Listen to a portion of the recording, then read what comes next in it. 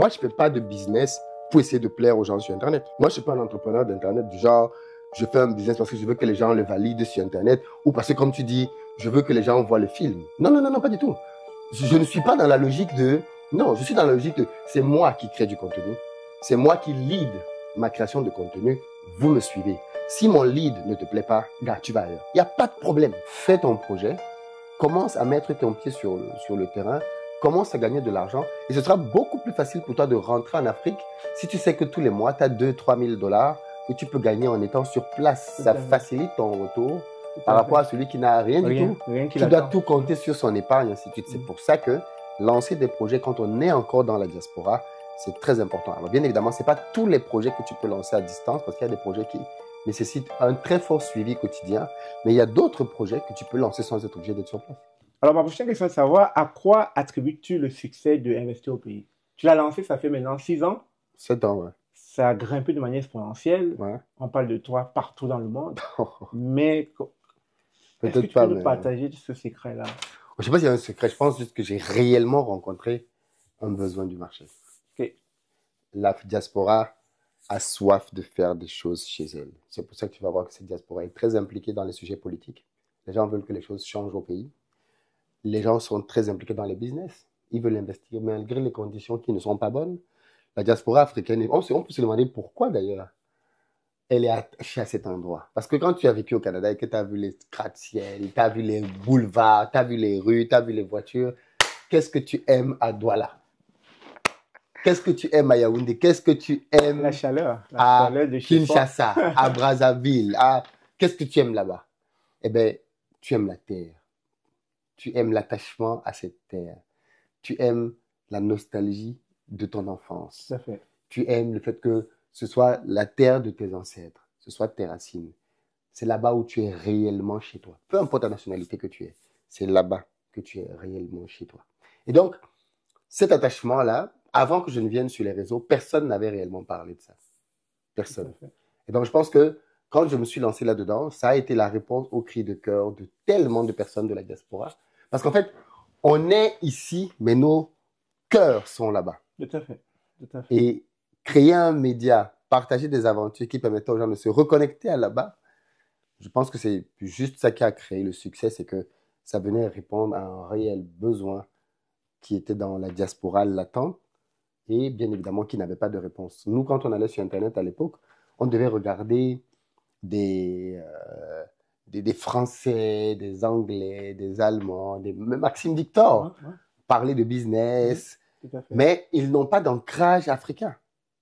Donc, il peut te parler de plein de choses en termes de business, mais ça ne répond pas à ton besoin local. Okay.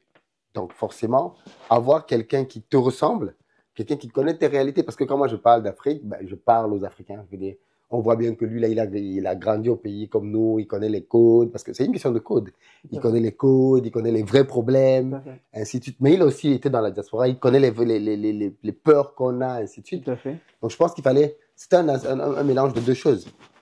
Quelqu'un qui, d'une part, parle d'un sujet qui est important aux gens, mais quelqu'un qui a une vraie identité dans le sens où il est comme les gens de la diaspora. Quelqu'un qui est au pays aurait porté ce projet, ça n'aurait pas marché. Tout à fait.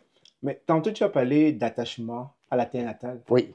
Tu étais en France, mais je rencontre ce problème régulièrement ici au Canada. Est-ce que ça ne crée pas une certaine ambiguïté au niveau de l'intégration? Parce qu'à un moment donné, on est ici, mais à un moment donné, on est aussi là-bas. Et du coup, ça peut créer un problème à l'intégration parce que la personne, il est comme au milieu de nulle part. Il se perd dans ce mini-mélo. Non, pourquoi l'Africain, c'est un métis? Quand il vient ici, c'est un métis. Est-ce qu'il est le premier métis? Il y a d'autres métis. Quand les Américains vont en France, ils sont métis là-bas. Quand les Canadiens vont en France, ils sont métis là-bas. Quand les Français viennent au Canada, ils sont métis ici. Donc, les Africains n'ont pas créé le concept de vivre quelque part qui n'est pas chez toi et d'être entre deux endroits. On n'a pas créé ça du tout. Tout à fait. Donc, on le vit. Comme d'autres peuples aussi. On n'est pas les premiers à migrer. Hein. Mais parce que j'entends très souvent des personnes se plaindre au quotidien que c'est mieux chez eux ils étaient bien, etc. Mais ici, c'est pas... Bref, ils ne se sentent pas vraiment intégrés dans l'environnement où ils vivent. Alors, du coup, je me demande, est-ce que ça ne crée pas un problème? Parce qu'à un moment donné, il faut faire la part des choses. Le Canada fait déjà beaucoup pour intégrer les gens. Je pense qu'il faut aller voir ce que les autres pays font pour comprendre que le Canada fait vraiment beaucoup pour essayer d'intégrer les gens qui viennent ici.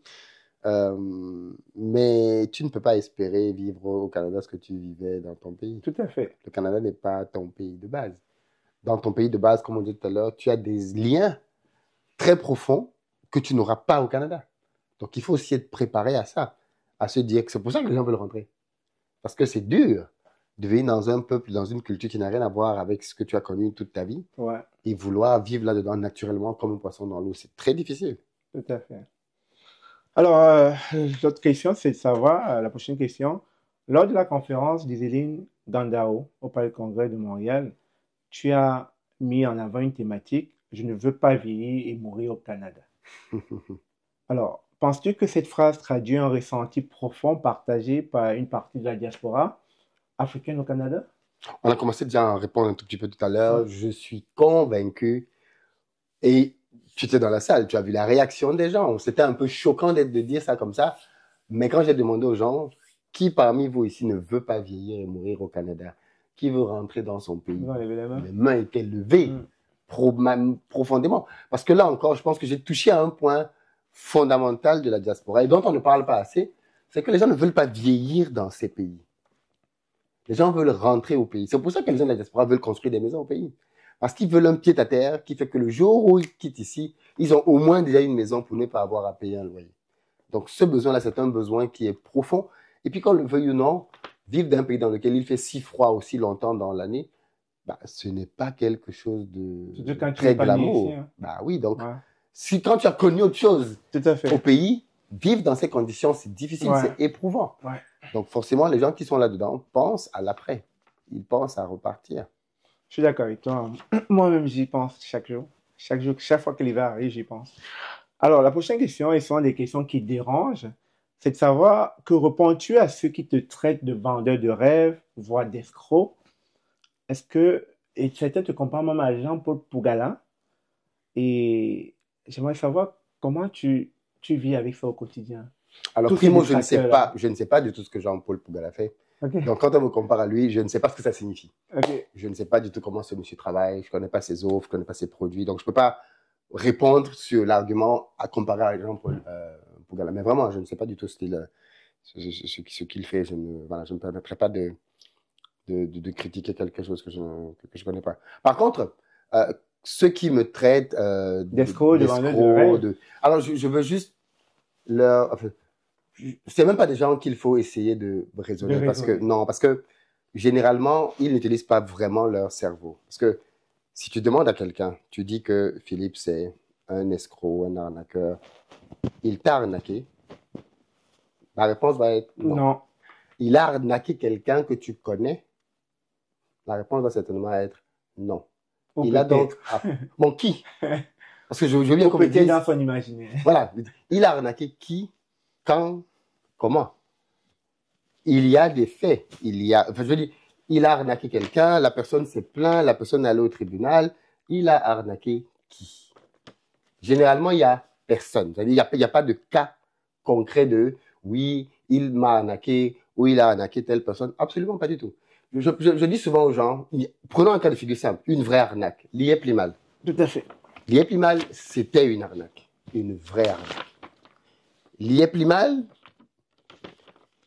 quand j'ai commencé à parler de Liep Limal, tu as vu, tu as été au Canada. Le Canada était un pays qui a été profondément touché par Touché, il y a beaucoup de personnes qui ont investi. Combien de personnes venaient sur mes lives témoigner, raconter leurs galères, faire des émissions derrière? En quelques jours, pratiquement une centaine. Tellement le phénomène. Et les gens venaient de partout. De France, d'Allemagne, du Cameroun, des États-Unis, du Canada. On a même vu des gens qui sont venus du Canada pour la France, pour venir tourner. De Belgique, je me rappelle encore, de Didier, de Belgique. Enfin, les gens venaient de partout pour témoigner de leur arnaque.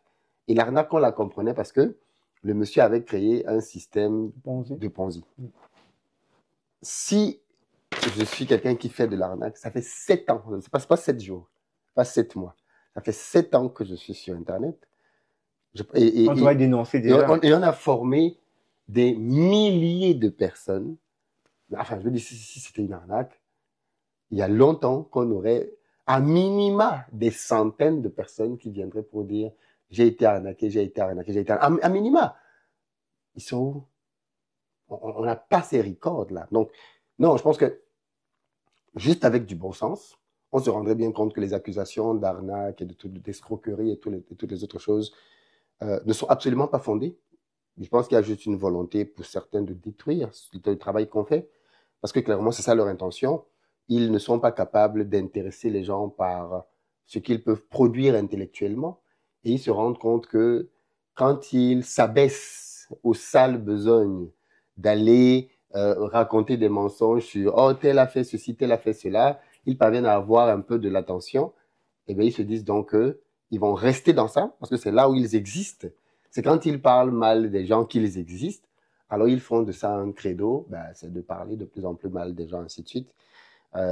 Mais non, je n'ai aucune inquiétude par rapport à ça, je n'excroque personne. Et puis ce qui est bien, c'est que moi, je ne fais pas mes business de formation au pays.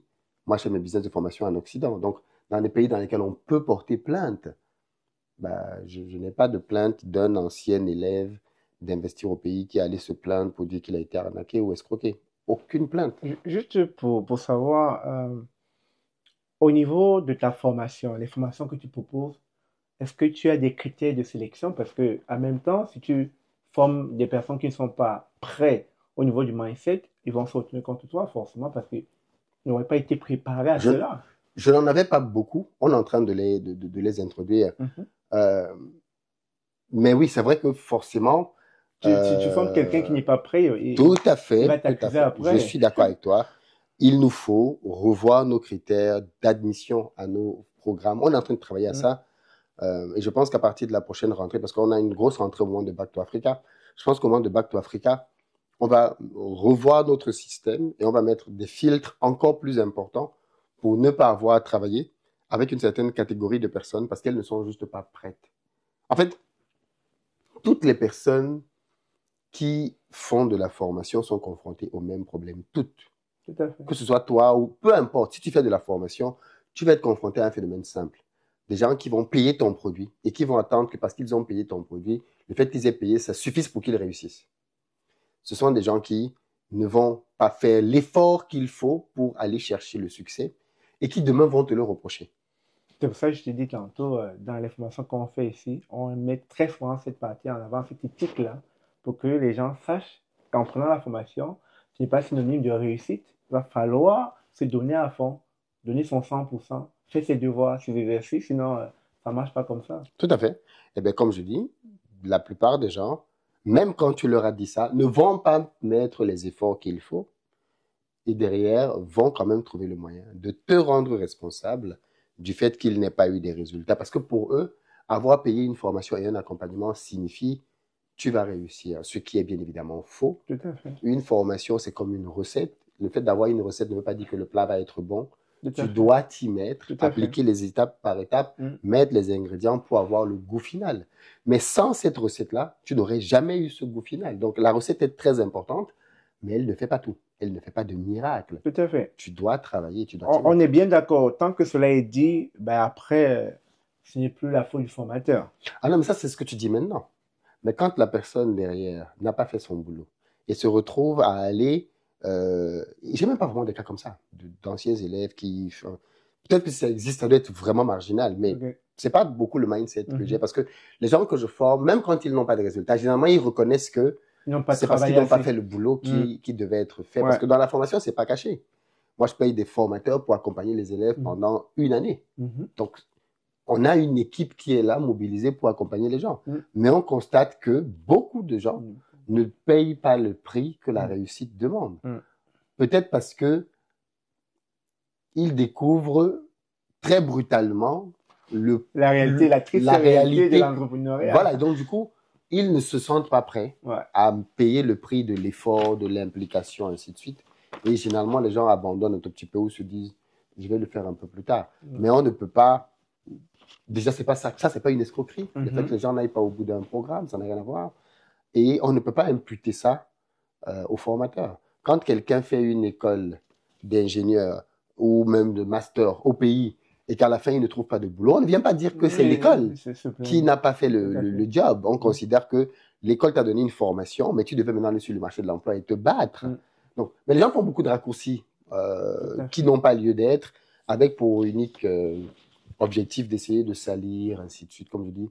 Certains existent par ça, et c'est ça qui leur donne d'exister. Et s'ils ne parlent pas de ça, ils ne vont intéresser personne. Mais non, globalement, nous, on s'en fout royalement, on avance, on continue de travailler, on continue de former. Chaque jour, on a des nouvelles personnes qui rejoignent nos programmes. Chaque jour, quand on fait des événements dans le monde entier, on est plein. On est là à Montréal. Tu étais la dernière fois à l'événement. C'était plein. Donc, on n'a pas de... Je veux dire, on continue de travailler, on continue de remplir nos salles, on continue de former les gens et on se dit juste que les chiens aboient, la caravane passe. Alors, cette vidéo sort cette semaine et forcément, il y a des haters qui vont le voir. Quel est le message que tu as à leur adresser là en ce moment? Aux haters? Ouais. On ne vit pas dans la même planète. On vit pas sur la même planète. Non, je veux dire, j'ai rien à leur dire. Je veux dire, le hater, c'est quelqu'un par définition dont le cerveau est programmé pour échouer. Tu vois ce que je veux dire? Et j'ai rien à lui dire en fait. C'est-à-dire que ce sont juste des gens qui, dans 20 ans, parce que c'est une question de timing, parce que le temps est très intéressant. Moi, je suis venu sur Internet il y a de cela quelques années. En quelques années, mon patrimoine a explosé en termes de potentiel financier. Et tu sais comment ça marche? C'est une courbe non pas arithmétique, mais exponentielle. C'est-à-dire que d'année en année, mon patrimoine va aller en explosant de plus en plus. C'est comme ta chaîne YouTube. C'est comme la chaîne YouTube. C'est-à-dire, voilà, dans quelques années, il s'était déjà là il y a quelques années à faire les mêmes petits commentaires bêtes. Hein. C'est-à-dire que, et ils ne se rendent même pas compte que tu ne peux pas être en train de te focaliser pour critiquer des gens et avancer dans ta vie. Tu peux pas. Tu ne peux pas faire les deux en même temps. Soit tu mets ton énergie à te développer, à construire, à bâtir, et tu vas bâtir et avancer. Soit tu mets ton énergie à détruire d'autres personnes, et tu vas être dans cette tentative de destruction, mais le ricochet, le revers, c'est que toi-même, tu n'évolues pas. Donc, moi, si je dois même leur dire quelque chose, rendez-vous dans 10 ans, rendez-vous dans 20 ans. Quand ils vont me voir dans mon jet privé, ils seront encore en train de dire la même chose. Oh, lui, c'est un arnaqueur. Oh, lui, c'est un voleur. Ça fera 20 ans que tu dis les mêmes conneries, mais entre-temps, l'empire du gars ne fait que progresser. L'empire du gars ne fait que truc. Et à la fin de la journée, gars, je ne te connais même pas. Je dors tranquillement la nuit. En fait, le haters ne se rend même pas compte que c'est lui qui est en prison parce que tu passes ton temps à parler de quelqu'un qui ne te connaît même pas. Le fait que tu le détestes ou que tu parles mal de lui, c'est toi que ça emprisonne. C'est toi qui souffres. Oui, parce que moi, je ne te connais pas. Je dis, je dors tranquillement la nuit.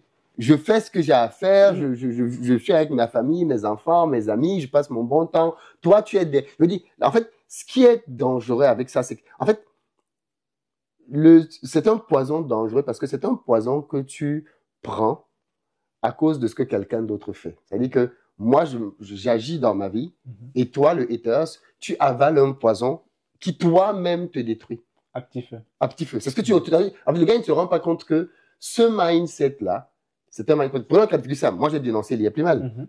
Mais est-ce que quelqu'un qui me suit peut dire que j'ai fait une fixation dessus? Non.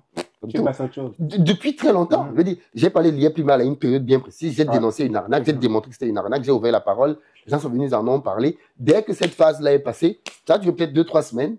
La vie a continué. Je ne suis pas resté là-dessus pour dire que année après année, la vie a continué.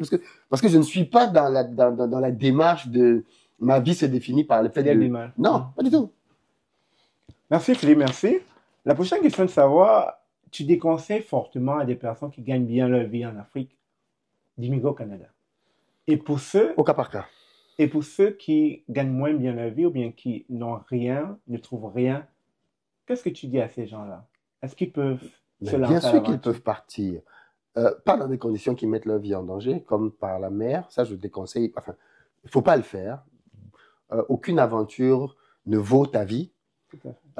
Par contre, bien évidemment que l'être humain a toujours et s'est toujours battu pour avoir de meilleures conditions de vie. Si ces meilleures conditions de vie, il pense qu'il peut les trouver en Côte d'Ivoire, au Sénégal, en France, en Australie, au Canada, aux États-Unis, qu'il y aille. L'être humain est un être de migration. C'est toute l'histoire de l'humanité même. Les États-Unis se sont fait comment? Par de la migration. Des vagues et des vagues d'Italiens. aller aux États-Unis. Des vagues et des vagues d'Irlandais. C'est pour ça qu'aujourd'hui, il y a toujours des grosses communautés italiennes, des grosses communautés irlandaises aux États-Unis. Pourquoi? Parce que ces jeunes-là ne retrouvaient pas leur compte en Italie. Ils ne retrouvaient pas leur compte en Irlande. Et ils sont allés tenter leur aventure aux États-Unis. Donc, l'histoire qu'on veut essayer de faire croire aux gens maintenant que les migrants sont des dangers, ainsi de suite, est-ce que les migrants sont une chance pour le Canada ou pas? Non. L'être humain a toujours été un être de migration qui est toujours allé vers là où il pensait qu'il allait trouver son bien-être. Et ça ne va jamais changer. Donc, si quelqu'un pense que il n'est pas à l'aise dans un pays bien précis, Cameroun, Côte d'Ivoire, Sénégal, c'est son droit. C'est un droit. C'est son droit le plus absolu en tant qu'être humain d'aller sur un autre endroit de la planète pour voir si là-bas, ça va peut-être mieux mordre pour lui. Tout à fait. C'est un droit légitime. Donc, si quelqu'un ne se sent pas à l'aise dans un pays quelque part, qu'il bouge. OK. Ma prochaine question n'a rien à voir avec notre document. Nous avons étudié ensemble. Nous avons toujours baigné avec le rêve occidental. On a toujours vu l'Occident comme l'Eldorado, que ce soit les États-Unis, l'Europe, la France, etc. À quand le rêve africain, selon toi? Mais le rêve africain va exister davantage quand il y aura des gens comme toi et moi qui vont faire rêver les gens. Il faut qu'on se dise la vérité. Quand on verra davantage de gens comme toi, comme moi, surtout moi, parce que moi je suis déjà rentré, toi tu es encore dans le process, mais quand on verra davantage de gens comme moi rentrer en Afrique, faire fortune en Afrique, avoir une vie agréable, envieuse en Afrique, et plus les gens vont y croire, plus ils viendront, plus ils écriront de belles histoires, et plus on sera nombreux, ainsi de suite. Le rêve, c'est quelque chose qui est entretenu. On parle du rêve américain, mais il y a énormément de pauvreté aux États-Unis. Tout à fait. Il y a des gens qui aux États-Unis vivent dans la rue. Tout à fait. Il y a des gens qui se droguent matin, midi, soir et qui ne parviennent pas à joindre les deux bouts. De l'immigration. Des gens qui sont arrivés aux États-Unis et qui sont tombés, qui ont sombré dans la drogue. Mais est-ce que c'est ça qu'on retient des États-Unis? Non. On retient le fait que les États-Unis, c'est le pays dans lequel tu es arrivé, tu avais $0, $2 dans la poche. 10 ans plus tard, tu étais multimillionnaire. Parce que le pays a plein d'opportunités. Tout à fait. Donc, c'est ce côté de, on est venu avec rien, on a fait quelque chose de grand qui est intéressant. Dans nos pays, on a des histoires comme ça. On a de vrais storytelling de papas qui, sans aucune éducation, sans aucune instruction, sont parvenus à devenir multimilliardaires. Le problème, c'est que nous ne savons pas faire de storytelling de nos histoires. On ne sait pas du tout les marketer, on ne sait pas du tout les vendre, on ne sait pas faire rêver les gens. Et aujourd'hui, avec l'avènement des réseaux sociaux, si la génération de nos parents ne savait pas faire ça, notre génération doit pouvoir le faire. Même s'il faut le dire, les États-Unis, ce n'est pas juste un rêve. C'est un pays dans lequel on a mis des conditions pour favoriser l'éclosion de champions, ce qui n'existe pas dans nos pays. Mais malgré les conditions difficiles qu'il y a dans nos pays, il reste quand même encore possible de faire un certain nombre de choses en espérant que, avec les années, il va y avoir davantage d'ouverture et on va pouvoir faire encore plus. Et moi, je veux juste faire partie de ces personnes-là qui sont un peu comme les pionniers, qui vont rentrer pour montrer que c'est possible. Et en général, les pionniers récoltent les meilleures parts. On l'espère. En tout cas, on retient que d'ici quelques années, nous allons être ces pionniers, nous allons créer les opportunités et qu'il n'y aura pas uniquement les opportunités au Canada, on pourra aussi les trouver en Afrique. Alors, la prochaine question est de savoir, est-ce que YouTube constitue ta principale source de revenus? Bien sûr que non. Quand tu parles de YouTube, j'imagine que tu parles des vidéos, des revenus. Surtout que tu en fais beaucoup, hein, 3 vidéos par jour, c'est énorme. Peut-être pas 3, ça peut arriver, mais c'est pas ma cadence. Ma cadence, normalement, à ce stade-ci, c'est une vidéo par jour. Tout à fait. Mais par moment, quand je veux atteindre un objectif bien précis, je peux aller à 2, voire 3. Mais c'est pas ça, ça c'est des momentum. C'est-à-dire que c'est des moments où il y a eu un pic. Par exemple, maintenant, je suis au Canada, je suis en train de rencontrer beaucoup d'entrepreneurs. Tout à fait. Et donc, si je veux faire toute ma phase Canada, pendant que je suis au Canada, je vais devoir poster au moins 2 vidéos par jour. Tout à fait. Quand je vais aux États-Unis, je vais essayer de rencontrer des entrepreneurs là-bas, je vais faire la même chose. Mais quand je vais rentrer à Abidjan, je ne vais pas poster 2, 3 fois par jour parce que je ne serai pas dans ce momentum-là. Tu vois ce que je veux dire? Donc, ma cadence, c'est pas 2, 3 vidéos. Parce qu'au stade d'aujourd'hui, j'aimerais bien que ce soit 2, 3 vidéos par jour. Mais ce n'est pas encore le cas. Mais un minimum, c'est au moins une vidéo par jour. Oui, ça c'est sûr. Oui. Mais pour quelqu'un qui fait des vidéos tous les jours comme toi, oui. Où trouves-tu le temps de gérer tes autres activités? C'est ça qui perturbe la plupart des gens. Oui, parce que pour un entrepreneur de ton calibre, tu es tout le temps sur les réseaux. Mais parce que la plupart des autres personnes n'ont rien compris. Tu sais, les Africains, ce sont les gens qui mystifient les choses. Non, ils ne savent, excuse-moi, ils sont souvent ignorants. Okay. Et ils ne sont pas conscients de leur ignorance. vois ce que je veux dire? Ça dit que, comme on dit souvent au pays, c'est les tonneaux vides qui font beaucoup de bruit. Ils ne comprennent pas comment ça marche. Plutôt que d'avoir l'humilité de demander, gars, mais comment tu gères ton truc? Ouais. Ils se passent pour des sachants. Le problème, c'est que beaucoup de gens dans notre communauté n'ont pas compris quel est le rôle d'un chef d'entreprise. Le rôle d'un chef d'entreprise, ce n'est pas d'être au four et au moulin dans son C'est de entreprise. diriger. Le rôle d'un chef d'entreprise, c'est de recruter des équipes et de leur donner les moyens pour qu'ils performent. Moi, mon rôle, c'est de recruter une équipe qui va pouvoir faire croître l'activité de location de voitures en Côte d'Ivoire. C'est de leur dire, écoutez les gars, maintenant nous avons 10 voitures dans le parc. À la fin d'année, je souhaite qu'on ait tel chiffre d'affaires et je souhaite que vous puissiez augmenter le parc de, par exemple, 30%. Donc, on passe de 10 à 13 voitures à la fin 2025. Voilà un objectif très clair. Quels sont les moyens dont vous avez besoin? On a besoin de 4-5 personnes. On a besoin d'un budget pour le marketing. On a besoin de... OK, je vous mets ça à disposition. Voilà les indicateurs de performance que j'attends de vous. Maintenant, les gars, au travail. C'est ça mon rôle. Mon rôle, c'est pas d'être derrière les chauffeurs. Est-ce que tu as bien conduit? En fait, c'est ça l'idée que beaucoup de gens ont. C'est pas différent d'Elon Musk parce que lui aussi, il a beaucoup d'entreprises qu'il gère. Il est tout le temps sur les réseaux. Exactement. Il tweet tout le temps. On le voit tweeter. C'est pas différent. C'est juste que derrière, ils comprennent pas, en fait, comment tu... Parce que pour beaucoup de gens, en fait, il faut comprendre que l'entrepreneuriat, c'est par niveau. Ouais. Tu as le niveau basique qui est le solopreneur, comme vous appelez ça ici. Ouais. En France, on appelle ça l'auto-entrepreneur. Ouais. C'est-à-dire que tu gères tout seul dans ta boîte. Tu peux travailler autonome, non? C'est ça? Travailler autonome. Tu fais tout seul. C'est-à-dire que c'est le début. Moi, j'ai commencé comme ça. Tu fais tes vidéos, tu fais de l'editing, tu fais le marketing, tu fais la ferme. Enfin, tu fais tout seul.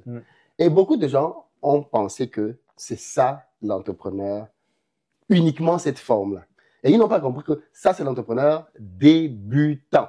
Et tu sais pourquoi ils n'ont pas compris ça? Parce que, d'après mon analyse, ça, c'est la forme d'entreprise qui est le plus répandue en Afrique. Tout à fait.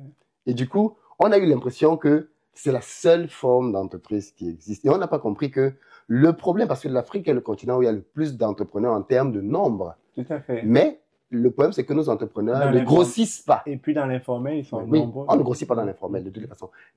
Ils ne grossissent pas. Et ils ne grossissent pas pourquoi? Parce qu'ils restent bien souvent solopreneurs. Ils restent bien souvent auto-entrepreneurs.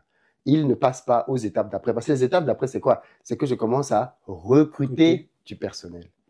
Et au fur et à mesure que je recrute du personnel, qu'est-ce que je fais? Je me libère du temps, je me dégage du temps et je prends de la hauteur sur le business. Parce qu'en fait, moi, ce que je fais simplement, c'est que quand je prends mes chiffres, j'analyse. Le mois dernier, on a fait ça. Ce mois, on a fait ça. Je regarde par rapport à l'année dernière. Est-ce qu'on a des tendances qui se dégagent? On a des outils sur lesquels tu peux aller chercher des datas pour analyser. Ça, c'est mon travail. Comment est-ce que le business se comporte? Quels sont les moyens qu'on peut allouer? Est-ce qu'on n'est pas en train d'aller vers un cul-de-sac? Faut qu'on change? C'est cette partie d'analyse. Et pour moi, c'est même la plus intéressante. C'est pas la partie là où je viens dire comment voler une voiture, on m'a fait ça. C'est des petites anecdotes pour faire vivre la communauté. Est-ce que c'est ça qui expliquerait que certaines de tes activités soient fermées, comme l'agriculture par exemple? Est-ce que d'après ce que tu dis, les chiffres, les analyses que tu as fait, tu t'es dit, bon, je m'embarque pas dans ça parce que je ne gagne pas assez? Mais bien sûr. Et il n'y a aucune honte. Il n'y a absolument aucune honte. Peut-être ça que les gens veulent savoir parce que tu as commencé une storytelling où tu as embarqué du monde, on a commencé à... Non, les gens font ce qu'on de ne pas avoir compris simplement. En fait, je vais t'expliquer. C'est pour ça que je dis que les gens, je vais dire, ça va choquer beaucoup de gens, mais je le pense vraiment. Il y a beaucoup de gens qui ne sont pas intelligents et qui pensent l'être. C'est-à-dire que moi, j'ai une formation scientifique, je suis ingénieur, je suis très rigoureux dans l'analyse et ma femme me dit souvent ça, mais Philippe, tu ne te rends juste pas compte à quel point peu de gens ont une rigueur intellectuelle. C'est pour ça que moi, j'ai beaucoup de mal avec certains raisons. Parce que je me dis, mais comment tu peux réfléchir même comme ça? C'est tellement pas intelligent d'analyser la situation comme ça. Mais c'est peut-être ma rigueur intellectuelle qui fait que je vois très vite, apparemment, parce que pour moi, c'est normal. Je vois des choses que d'autres ne voient peut-être pas. Rapide, quoi. Très rapide, quoi. Mais regarde, Stéphane, à quel moment j'ai parlé beaucoup d'agriculture? C'est quand j'étais au Cameroun, pendant le Covid, bloqué au Cameroun. J'allais au champ tous les jours. Tout à fait. D'après ce que je viens de t'expliquer, est-ce que mon travail, c'est d'aller au champ tous les jours? Non, non, du tout. Mais je vais développer. Okay. J'en parlais tous les jours. Et parce qu'il y a des gens jusqu'aujourd'hui qui m'écrivent en 2025 pour me dire ça, c'est 2021, il y a 4 ans. Il y a des gens qui m'écrivent encore, me disent, mais Philippe, tu ne nous parles plus des champs. Je leur ai dit, mais attendez, gars, mais je ne vis pas là-bas. Si j'étais au Cameroun, je vous montrerai le quotidien de mes activités au Cameroun. Je suis en Côte d'Ivoire. Je vis en Côte d'Ivoire. Et qu'est-ce que je fais en Côte d'Ivoire? Je vous parle de location de voiture. Parce qu'il y en a qui disent, oui, mais comme ils ne parlent plus de location de voiture, d'agriculture, ça ne marche plus, ou il a échoué, ce genre Et il ne veut pas en parler. Et il ne veut pas en parler. Mais ça n'a rien à voir. C'est juste que je ne vis pas là-bas. Donc, je te parle de ce dans quoi je suis. Parce que ça fait quoi? Ça fait 3 ans maintenant que je fais de la location de voiture en Côte d'Ivoire. Ça fait 3 ans maintenant que je fais de la vente de maisons en Côte d'Ivoire. Oui, mais Philippe, ce que tu as créé là, c'est de l'arnaque émotionnelle parce que tu as habitué tes abonnés à te suivre. À me suivre, n'est-ce pas? Mais c'est ça. Je suis en Côte d'Ivoire. À regarder tes storytelling. Oui. Tu as commencé une bonne storytelling qui parlait de l'agriculture. Oui. On a aimé ça. Oui. Sur le plan émotionnel, et tu sais, les Africains, on est très émotionnels. Et là, maintenant, tu coupes. Mais, tu coupes le film. Ça ne marche pas. Alors, je te pose la même question. Je te pose la même question. Là, aujourd'hui, je suis en Côte d'Ivoire. Je parle de maison, je parle de voiture. OK? Ouais. Je suis en Côte d'Ivoire pour un temps. Okay. À la suite de ce temps, je vais aller au Cameroun pour développer des activités au Cameroun. Okay. Je ne parlerai donc plus de location de voiture. Ouais. Je ne parlerai plus de vente de maison. Okay. Parce que je ne serai plus en Côte d'Ivoire, là où ces activités-là se déroulent. En fait, et à ce moment-là, qu'est-ce qu'on va donc dire? Que comme j'ai donné donc le storytelling, j'ai fini par le couper. Non, il faut que les gens comprennent juste que dans mon business model à moi, je parle des activités de manière beaucoup plus récurrente par rapport à là où je suis simplement. Si je suis souvent au Canada, je vais créer des activités au Canada et je parlerai beaucoup des activités au Canada. Si je suis ailleurs, la même logique va s'en suivre. Mais ça, je l'ai compris, on l'a compris. Mais je vais revenir encore dessus. Tu as commencé une storytelling de manière numérique. Non, je n'ai pas commencé parce qu'en fait, quand je suis arrivé au Cameroun et que j'ai commencé à parler d'agriculture, je faisais déjà de l'agriculture au Cameroun avant ça. Okay. Je veux dire, c'est pas quand je suis arrivé au Cameroun que j'ai commencé à faire de l'agriculture. On est très d'accord. J'en faisais déjà des années auparavant. On est d'accord. Et je n'en parlais pas. Mais là, mon point, c'est que tu as commencé à nous montrer des choses. Oui. C'est qu'auparavant, beaucoup ne faisaient pas. Oui. Tu as commencé à nous embarquer dans ta vie entrepreneuriale. Oui. Et ça a accroché du monde. Oui. Les gens étaient émus de voir ça. Oui. Mais, bam, tu as coupé le film. On veut voir la suite.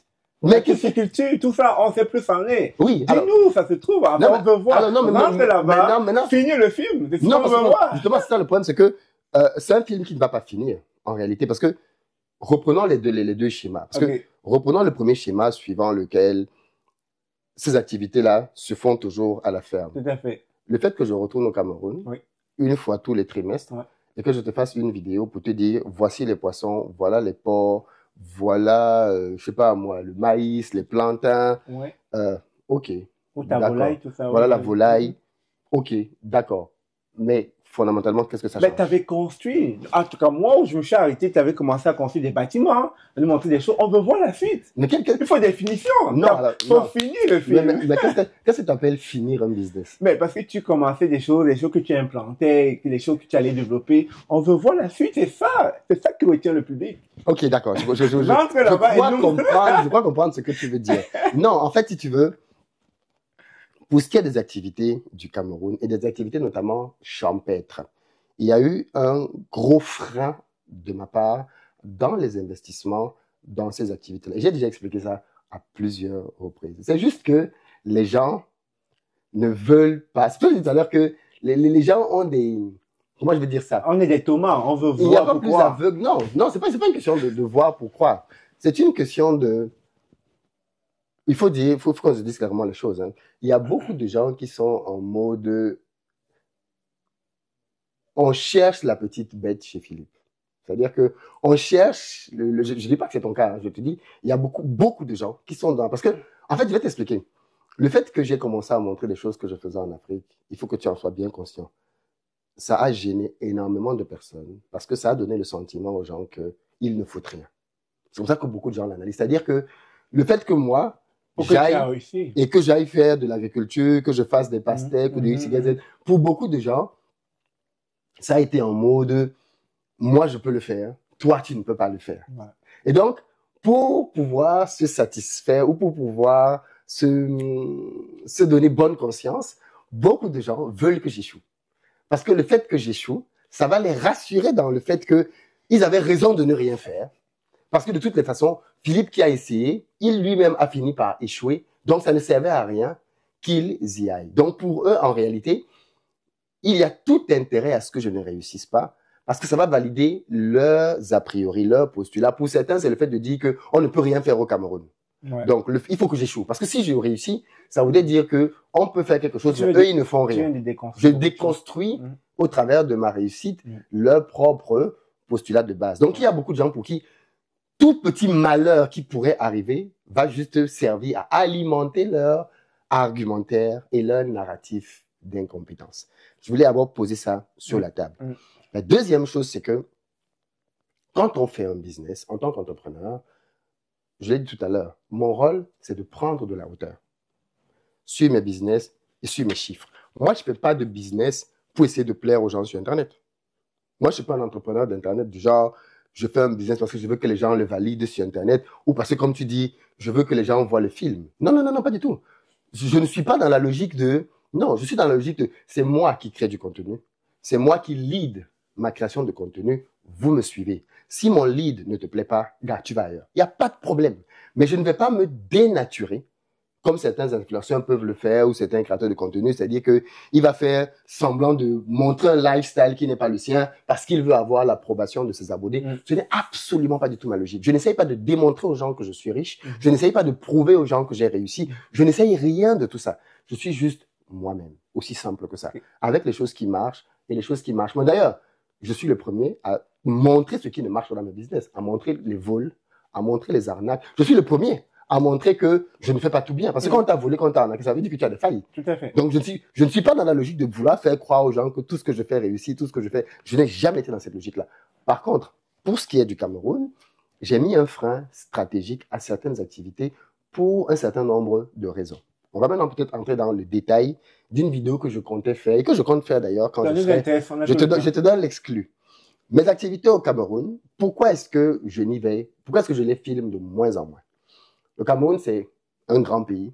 Je dis l'Afrique en miniature. Voilà, déjà, il faut bien que les gens en soient conscients. Le Cameroun a quelque chose que très peu de pays ont, c'est qu'on a plusieurs grandes métropoles au Cameroun. Ma ferme se trouve du côté de Douala, à la sortie pour aller sur le chemin de Yabassi. Et depuis quelques temps maintenant, ça fait maintenant 2 ans et demi, et je l'ai déjà dit à plusieurs reprises, je me suis lancé dans un projet de construction d'un immeuble de haut standing au Cameroun. Okay. Je l'ai dit à plusieurs reprises. Le fait que je me sois lancé dans ce projet, sous le conseil de mon mentor, Bertin Tchofo, a fait que mes investissements et mes suites au Cameroun ont complètement changé. Il faut bien avoir conscience que le business d'élevage, d'agriculture que je faisais, c'était, de par ma position aujourd'hui, un petit business. J'avais des bâtiments. C'est là où les gens ont rebondi en disant que, donc, tout ce temps, Philippe va parler d'entrepreneuriat, vient nous montrer ses limites, en fait, parce qu'il faisait que des petites choses. Maintenant, il entreprend les vraies choses grâce à son... Oui, mais justement, c'est bien ça tout l'intérêt. Et c'est là où on voit la croissance de l'entrepreneur. Et ça c'est la croissance de tout le monde. Même Bertin, mon mentor, quand je l'ai connu et que je l'ai présenté il y a de cela quelques années, si vous regardez bien, les business qu'il faisait à l'époque n'ont rien à voir avec le niveau de business où il est aujourd'hui 3-4 ans plus tard. Tu vois ce que je veux dire? Et c'est ça un entrepreneur. C'est qu'il va, comme on dit, double, everything in double, comme les gens disent. Il va de plus en plus loin parce qu'il voit de plus en plus de marge et d'opportunités. Les business de ferme et d'agriculture dont tu parles là, qui sont des business en réalité qui prennent beaucoup de capitaux, qui prennent beaucoup de surveillance, qui sont facilement détournables. Oui. C'est-à-dire qu'on peut te voler la provende, on peut te voler les bêtes, on peut te voler, on peut tellement facilement te voler et te détourner. Et ça demande que tu mobilises beaucoup de ressources pour la surveillance et tout le reste. Soit des business qui ne sont pas très rentables par rapport au niveau de rentabilité que moi, je cherche maintenant. Mais Philippe, je termine. OK.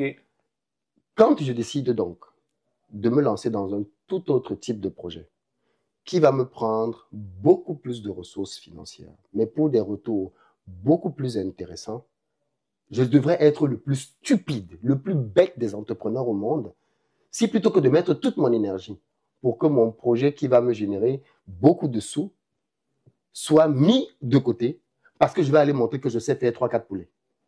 Tu vois ce que je veux dire? Et c'est là où il ne faut pas tomber dans le game de l'ego, de je veux montrer que non, gars, je n'ai rien à montrer, je n'ai rien à prouver à personne. Tu sais pourquoi? Parce que je connais ces gars. Demain, quand mon immeuble va être prêt, que je vais maintenant le montrer pour dire, oh les gars, bon, ça fait 2, 3, 4 ans que je n'ai pas fait de poulet, que je n'ai pas fait de tout ce que tu veux, mais c'est parce que je travaillais sur ce projet d'immeuble.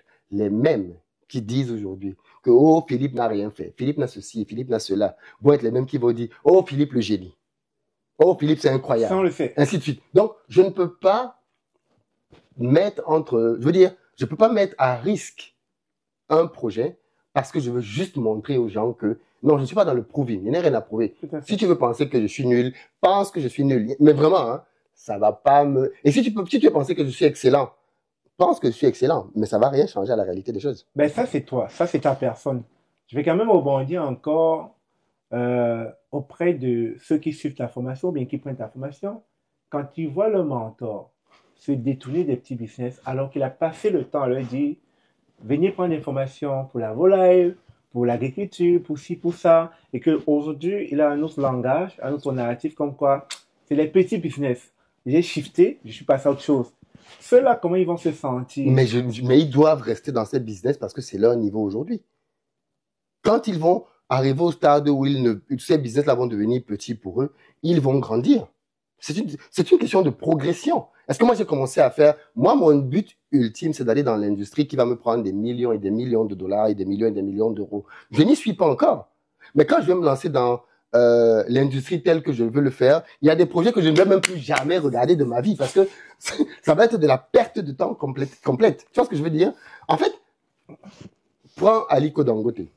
Je veux dire, il a fait une raffinerie aujourd'hui à 20 milliards. Tu penses que Aliko Dangote va encore mettre de l'énergie pour son usine de tomates?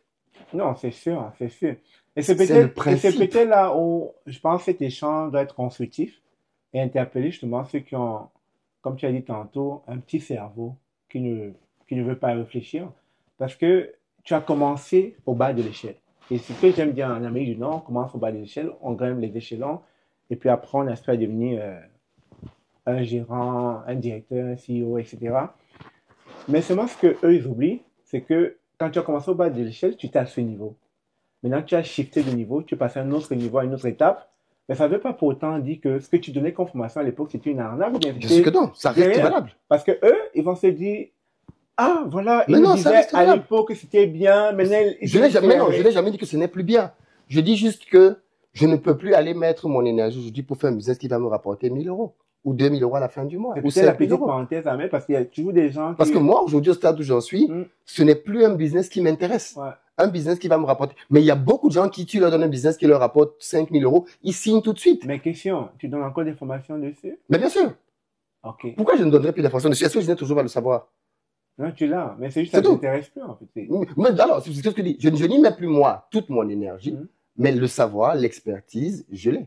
Okay. Et bien souvent, ce que j'ai fait, d'ailleurs, on en parlait tout à l'heure, mais qu'est-ce qu'il y a dans mes formations? Moi, dans mes formations, tous ceux qui prennent mes formations vont bien le voir, c'est pas moi qui accompagne les gens au quotidien. Tout à fait. J'ai des équipes de formateurs chevronnés, des professionnels, qui au quotidien suivent les élèves pour qu'ils atteignent leurs résultats. Moi, une fois de plus, j'ai créé la machine, j'ai créé les process. Je m'assure du niveau de performance de mes coachs et de la formation qu'on donne derrière. Mais ce n'est pas moi qui viens coacher en agriculture, pas du tout. C'est Boris qui fait ça. Boris est hyper performant, il est dans l'agriculture tous les jours, c'est sa passion, il a des hectares, et ainsi de suite. Donc, je dis, Boris, forme-moi mes élèves. Je veux dire, et je fais ça dans tout. Tout à fait. Et c'est ça mon rôle. Tout à fait. C'est ça mon rôle de chef d'entreprise. Mais bien sûr que je continuerai de former dedans parce qu'on a l'expertise. Tout à fait. Et demain, quand j'aurai lancé mes projets immobiliers d'un certain standing, eh ben, je vais faire de la formation dessus aussi. Si tu veux lancer un immeuble, viens me voir, je vais t'accompagner. Mais l'étape d'après, si tu veux lancer une usine, viens me voir, je vais t'accompagner. Je ferai de la formation toute ma vie, n'en déplaise à certains. Alors, en dehors de YouTube et des formations, c'est quoi tes différences de revenus si c'est... Oh, mais business au pays. Alors, parce que tu vois, c'est ça, c'est ce qui est très drôle, c'est que, comme je dis, j'aime que certaines personnes veulent éteindre leur cerveau, ils veulent absolument plus réfléchir. On fait de la location de voitures. Okay. On a aujourd'hui, parce qu'il faut bien que tu comprennes, parce que là encore, une voiture, en fonction du standing, nos voitures nous coûtent entre 15 et 30 millions de francs CFA. Donc, en 15 millions, ça fait combien si en dollars? Je ne sais pas trop, mais ça fait entre 22 000 euros et 30 millions, ça fait 45 000 euros pour les voitures VIP. OK. On a plus d'une dizaine de ces voitures. OK? Calcule l'investissement. Ah, c'est énorme. C'est énorme. Ça fait chiffrer passer en milliards. Donc, rien que le parc automobile qu'on a coûte déjà beaucoup plus que les poulets et les cochons et les poissons que j'avais au Cameroun. Quand je loue tout mon parc de véhicules, et aujourd'hui on est à un stade là où on sait qu'on commence à faire ça, quand je loue toutes mes voitures en une seule journée, en fonction du taux auquel on les loue, si on loue, prenons une moyenne 100 000 francs jour en moyenne parce qu'on en a qu'on loue à plus de 100 000, d'autres qu'on loue à moins de 100 000. Mais si tu prends une moyenne à 100 000 jours et que tu as 15 voitures, ça te fait 1,5 million jours. Quel poulet me donne ça? Et on voudrait me dire que je ne dois pas, je dois laisser ça parce que je dois aller montrer aux gens que je suis un très grand entrepreneur et je dois aller courir après des poulets. Non, donc, il y a la location de voitures qui est un business qui nous rapporte pas mal de sous et sur lequel on va créer une formation bientôt. On fait de la vente de maisons. La vente de maisons, c'est un business qui est très intéressant. J'achète des terrains, je construis des maisons dessus, je les revends. Mais par contre, je ne suis pas d'accord sur le point que l'agriculture, tu ne peux pas investir le même taux, le même montant. C'est juste moi, là, où je mettrais le bémol, c'est l'énergie à mettre. C'est ce que je dis. C'est ça. Ça fait partie de l'équation. Maintenant, l'autre point que je dois dire, parce qu'il faut bien comprendre ça, mon projet agricole, ce n'est pas un projet que j'ai terminé du tout. Absolument pas du tout. C'est juste que, en fait, les gens ne comprennent pas. Après, je n'en ai peut-être pas parlé, mais dans le business, et tu dois le comprendre, quand tu fais du business, tu dois apprendre à faire ce qu'on appelle des pivots. Demain, j'ai dit à plusieurs reprises, je veux aller vers l'industrie. Mais l'industrie, c'est la transformation de matières premières locales. Donc, forcément, je vais revenir à l'agriculture. C'est clair. Forcément. Mais je ne vais pas revenir. Ma ferme, aujourd'hui, au Cameroun, c'est une ferme qui fait 17 hectares. À l'époque, c'était énorme. Aujourd'hui, pour les projets que je veux faire, c'est ridicule. Je ne vais même pas aller. Si tu vas dans l'industrie, c'est rien. Donc, moi, je te parle, je suis en train de chercher des terrains à 1000 hectares. C'est ce que j'allais dire, 1000 hectares, ça te prend moins ça. Voilà, donc je suis en train de chercher des terrains à 1000 hectares pour aller pouvoir garantir au minimum une partie de ma production annuelle pour mon usine. Donc, tu vois qu'on n'est même plus dans la même proportion de business. Hier, j'avais une ferme de 17 hectares. Demain, je cherche une ferme de 1000 hectares. À quel moment je dois venir maintenant pour dire que l'agriculture, ça reste, c'est un business d'échelle de toutes les façons. Plus c'est grand, plus c'est rentable. Donc, ceci pour te dire que même si je dois revenir demain pour refaire de l'agriculture, je ne la referai pas à l'échelle là où je faisais 2000 poulets. Je ne la referai pas à l'échelle là où je faisais, je sais pas moi, 10 trucs de poisson. Je ne le referai pas à ce niveau-là parce que mon temps aujourd'hui coûte beaucoup plus cher qu'il ne coûtait il y a 5 ans. Et donc, si je veux m'impliquer dans un projet aujourd'hui, je mettrai plus de moyens financiers, mais parce que je vais attendre derrière plus de gains. Et donc, vu que l'agriculture, c'est un business beaucoup plus volatile, je ne me lancerai pas non plus là-dessus si je n'ai pas sécurisé un certain nombre de choses en termes de présence physique. Mais quand j'ai dit ça, parce qu'il y a d'autres éléments que beaucoup de gens ne savent pas, c'est que toutes les personnes qui connaissent le Cameroun, un tout petit peu, la zone de Yabassi savent que toutes les personnes qui font de l'agriculture sur cet axe-là souffrent d'un problème incroyable, c'est l'état de la route. La route est dans un état catastrophique. Cette route-là nous a coulé des voitures, coulé des moteurs. Je dis bien couler des moteurs. Dès qu'il commence à pleuvoir, tu ne peux plus arriver au champ. C'est impossible. Ça patine dans tous les sens. Il y a de la boue partout. Tu ne peux pas être productif en agriculture quand tu as une route sur laquelle, quand il pleut, ou pendant toute la saison des pluies, tu ne peux pas arriver à ton champ. Mais littéralement, tu ne peux pas. Parce que c'est embourbé à tous les nouveaux. Je dis, je ne compte pas le nombre de voitures qu'on a perdues sur cette route-là. Donc, ça aussi, ça a été un vrai élément de frein. De se dire, on ne peut pas continuer à mettre de l'argent dans un projet agricole avec une route qui lutte contre nous. On ne peut pas. Cette route-là, on nous a promis tellement de fois qu'elle allait être aménagée, tellement de fois, mais rien du tout. Et pourtant, cette route-là, c'est la zone de Yabassi, c'est la zone qui nourrit la ville de Douala. Parce que c'est là qu'il y a la plupart des fermes. Mais comment tu fais? C'est même de là qu'il y a le bois qu'on coupe et qu'on transporte. Mais la route est impraticable. Il faut pouvoir le dire. Donc, ça, c'était un gros élément qui a aussi fait qu'on s'est dit, tu sais quoi, on va ralentir nos investissements dans ce truc-là. Parce que même quand on parvenait à produire, sortir nos volailles de cette zone-là était un casse-tête énormissime. Et la route a été un vrai aussi élément qui a fait qu'on se dit, tu sais quoi, on temporise d'abord. Mais on a toujours à la ferme des poulets. C'est juste que ce n'est plus un truc dans lequel je m'investis pour une priorité. Mais non, on continue d'avoir une production, mais très faible. On a encore un peu de poulet, on a encore un peu de... Mais ce n'est pas dans les proportions où ça devrait être, ainsi de suite. Donc voilà en réalité ce qu'il en est du projet de ferme. C'est pas que j'ai complètement tourné le dos, c'est juste que j'estime qu'aujourd'hui, avec les autres choses que j'ai, les autres projets sur lesquels je suis, il m'arrive tellement de fois d'arriver au Cameroun, de ne même pas arriver à Douala. Parce que quand j'arrive, je vais là où il y a mon projet. Je passe mes 3 jours, mes 5 jours, mes 1 semaine, et je suis reparti. Je ne vais même pas à Douala, là où il y a ma famille. Donc je ne vois même pas mon père. Parce que mon père est à Douala. Parce que je suis à fond dans le truc. Mais bon.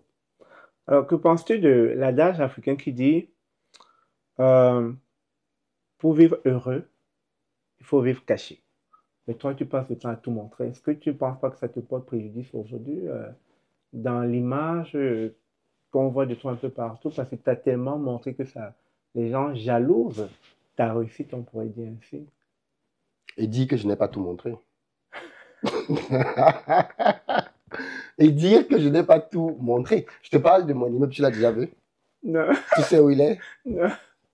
Peut-être même tu passes devant tous les jours. C'est pas que voici l'immeuble dont Philippe parle. La seule chose que j'ai vue, c'est la Côte d'Ivoire. Je n'ai pas encore vu les voitures, mais j'ai vu quand même tes immeubles en Côte d'Ivoire et tout. Et puis aussi ton restaurant qui a été fermé, pas selon ta volonté, selon la volonté du gouvernement et tout. Donc c'est ça, mais oui, j'ai pas vu tes immeubles, Donc oui, parce que en fait, c'est ce que beaucoup de gens ne comprennent pas, c'est que quand tu crées du contenu, tu es maître de ce que tu montres et de ce que tu ne montres pas. Et peut-être que parfois j'ai trop montré d'ailleurs. Hein. Je ne dis pas que je n'ai pas trop montré. Mais que penses-tu de l'adage? Parce que on parle. Je pense qu'il y a une grosse part de vérité dedans. Quand tu fais du business en Afrique, il y a des choses sur lesquelles tu dois être absolument discret et très secret. Et pour te dire toute la vérité, il y a des business qui me rapportent pas mal de sous en Afrique dont je n'ai jamais parlé et dont je ne parlerai jamais. Airbnb? Non, papa, ça c'est les meublés, tout ça. Non, ça n'a rien à voir. C'est des business, c'est compliqué. C'est pas que, quand c'est compliqué, c'est pas que il y a rien de malhonnête dedans. Hein. C'est juste que si je dis, parce que l'Afrique c'est un continent de réseau, tu vois. C'est-à-dire, si je commence à parler de ça, ça va. Tout le monde va tomber exposer. Non, c'est pas ça. C'est pas ça. Ils peuvent même pas. Même okay. En fait, c'est des business dans lesquels on t'introduit. Ah, ok. Tu vois, on te prend la main, on te dit, bon, ok, viens. Des réseaux fermés. Viens, je vais t'amener dedans. Avec ta notoriété voilà. aussi. Et si je commence à dire que, en fait, telle personne m'a ouvert la porte pour faire tel truc, là, ça ne le fait pas. On va la harceler. Ça ne le fait pas. Ça marche. Ça ne le fait pas. Donc, forcément, tu es obligé d'avoir de la discrétion sur certaines choses. Alors, Philippe, aujourd'hui, à l'heure où on parle, tu as combien d'activités au total? Oh, qu'est-ce que tu appelles activité? C'est-à-dire qui te génère de l'argent? Des activités qui te génèrent de l'argent. Ah, des sources de revenus? Ouais, des sources de revenus. Ça fait longtemps que je n'ai pas fait l'exercice de compter. Parce que ce que tu as voulu nous montrer, on en compte rapidement 4. Si on parle de voitures, d'immobilier, de YouTube, et puis à date de l'agriculture, patati patata. Non, enfin, ton calcul, c'est pas tout à fait ça. Il y a d'autres petites activités qu'on fait, que je ne promeux peut-être pas forcément, mais qui sont toujours intéressantes. Par exemple, on fait un truc qui est simple en Côte d'Ivoire, c'est du coworking. Ah oui, c'est vrai. On a parlé déjà. Du coworking, j'en ai pas beaucoup parlé. Parce qu'on a loué déjà plusieurs de nos salles de coworking. Donc, on fait du coworking, on fait de la formation, parce que je voyage tout le temps. Je fais de la formation en Côte d'Ivoire, je fais de la formation au Gabon, au Sénégal, au Mali. Enfin, je voyage tout le temps pour faire de la formation. Donc, on fait pas mal de formations sur le continent africain. Et autre chose aussi, est-ce que les conférences te rapportent de l'argent? Bien sûr que donc, est-ce qu'on peut mettre ça dans le compte de la formation, mais c'est différent? Conférence et formation, c'est différent? Non, formation, non, ça n'a rien à voir. C'est ça. Pour C'est moi, la conférence actuelle. ça n'a rien à voir. Parce que C'est ça. moi, quand je parle de formation, je parle de quelque chose qui est dématérialisé, qui est Ouais. totalement en ligne, que tu peux suivre. Exact. Alors que quand je fais une conférence tu de dois être là. formation, je dois être là, il y a une salle, Ouais. c'est pas tout à fait la même chose. Ok. Parfois, je viens avec des invités. Ok. Donc, ce n'est absolument pas le même Non, ça, business c'est aussi model. Ce une autre sont source de deux revenus. choses totalement différentes. Ok. Il y a une troisième que je pourrais rajouter qui est du coaching et de l'accompagnement. C'est-à-dire que tu veux lancer ton projet au pays, je t'accompagne pour pouvoir le faire de A à Z. Ça, c'est quelque chose que je fais aussi. Pas beaucoup parce que j'ai pas beaucoup de créneaux. Mais c'est différent, ça, de la formation. C'est différent, ça, de la On est conférence. déjà à 8, hein, je compte. Bon, je sais pas comment tu comptes. Déjà à 8. En tout cas, c'est pas mal. On est officiellement, on est autour d'une dizaine. Ok. Bah, c'est déjà pas mal. Hein. Alors, Mais c'est pas le nombre qui est important. je comprends, c'est la rentabilité. C'est pas le nombre. Et on va donc déboucher combien pèse investir au pays à date, aujourd'hui, Qu'est-ce que tu appelles investir au pays? l'entreprise? C'est-à-dire tous tes revenus cumulés. Mais tous mes revenus ne sont pas d'investir au pays. J'ai d'autres entreprises qui font d'autres choses. Quand je dis, par exemple, que je fais de l'immobilier, c'est pas avec investir au pays, c'est une autre structure. OK. Donc, j'ai d'autres entreprises qui investissent au pays. Donc, quelle action tu veux poser derrière? Est-ce que tu veux parler du poids financier de tout ce que je fais? C'est ça. Ah, ok, Tout ce d'accord. que tu fais vaut combien aujourd'hui? Parce qu'après, à la fin de la journée, c'est La valorisation est un exercice très complexe. C'est un exercice complexe parce que à peu près un chiffre. On n'a pas besoin de savoir je n'ai pas fait, concrètement, je n'ai le pas million fait. d'euros, le milliard Tu d'euros. parles, non, le milliard. Non, on en est très, très, très loin. Mais déjà, on touche touche le million. Facile. Même bien sûr, bien sûr. Le million, c'est pas. Il y a longtemps qu'on a dépassé le million. OK. Ça, je peux le dire. Je l'ai déjà dit à plusieurs reprises. Mais il y a longtemps qu'on fait plus que le million par an. OK. Rien que la conférence Ça, Back to c'est le Africa. chiffre d'affaires. C'est Back to pas le Africa. net, ça. Oui, mais rien que l'événement Back to Africa à Paris annuellement dépasse le million. Bah, ouais. Donc rien que cet événement-là déjà, en termes de 4000. voilà, donc rien que ça dépasse déjà le million. Je ne compte pas le reste, quoi. Donc non, on a dépassé le million en chiffre d'affaires depuis quelques années maintenant.